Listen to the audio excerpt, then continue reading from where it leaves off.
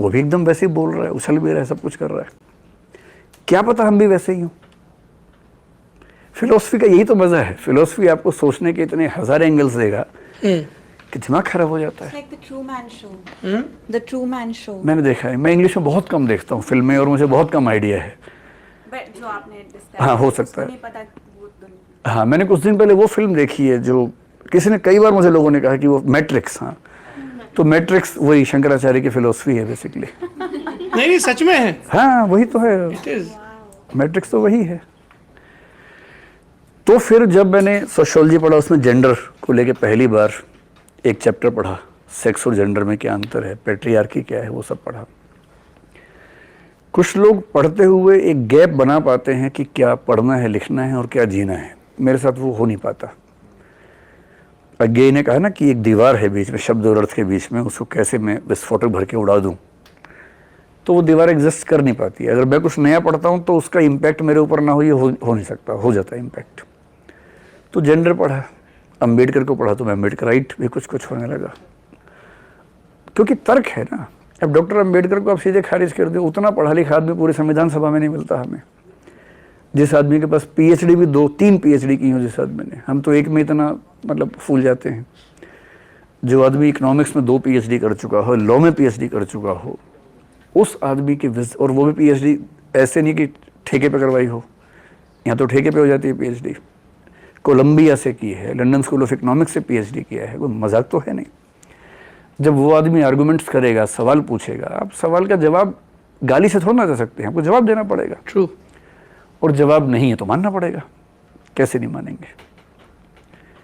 तो मैं संयोग से सवर्ण हूं, लेकिन पुरुष भी हूं। पर इससे अगर किसी फेमिनिस्ट के आर्गुमेंट्स ठीक हैं तो वो गलत तो हो नहीं जाएंगे।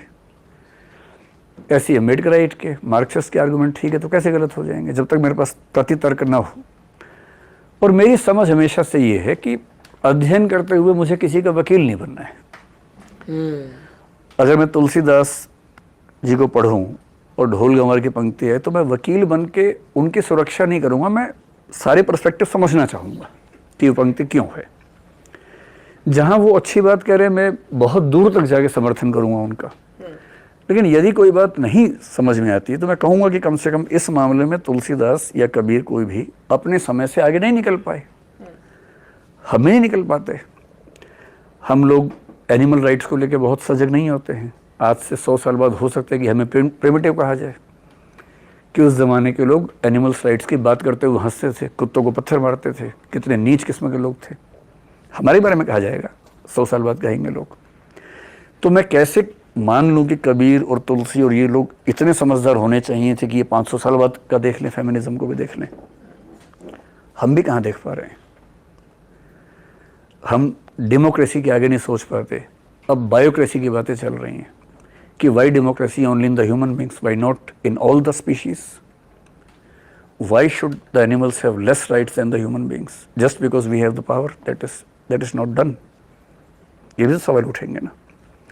इसी प्रोसेस में जब मैंने जेंडर को पढ़ा पहली बार तो मुझे लगा कि मेरा सोचने का तरीका बहुत गलत है। ये ज़रूर है कि मैं बीच में एक दौर आया जब मैं डीयू में था, नया नया मार्क्स पढ़ा था। आपको पता है नया नया आदमी थोड़ा उछलता ज़्यादा है, तो मार्क्स पढ़ के मैं अंदर से मार्क्सवादी हो गया था। बाहर से नहीं हुआ कभी, ठप्पा वही था दक्षिण पंथ का, अंदर से मार्क्सवादी हो गया था। अब बड़ी मजेदार स्थिति थी, मार्क्सवादी मुझसे झगड़ा करते थे और अंदर से मैं भी वही सोच रहा होता था। धीरे धीरे 4-5 साल में घोर नास्तिक बन के रहा, एकदम घोर नास्तिक, घोर मार्क्सवादी, अंदर से घोर फेमिनिस्ट। लेकिन बाद में समझ में आया था कि एक अति का जवाब दूसरी अति नहीं है, एक्सट्रीम का जवाब एक्सट्रीम तो नहीं हो सकता है। जेएनयू इस मामले में थोड़ा कमजोर मुझे लगता है कि वो आपको अति तक पहुंचा तो देगा, अति से वापसी के रास्ते बहुत नहीं, मध्य मार्ग पर नहीं लाता था। जबकि अंतिम रास्ता मध्य मार्ग है। वो बुद्ध और अरस्तु ना भी कहें तो भी मध्य मार्ग ही अंतिम रास्ता है।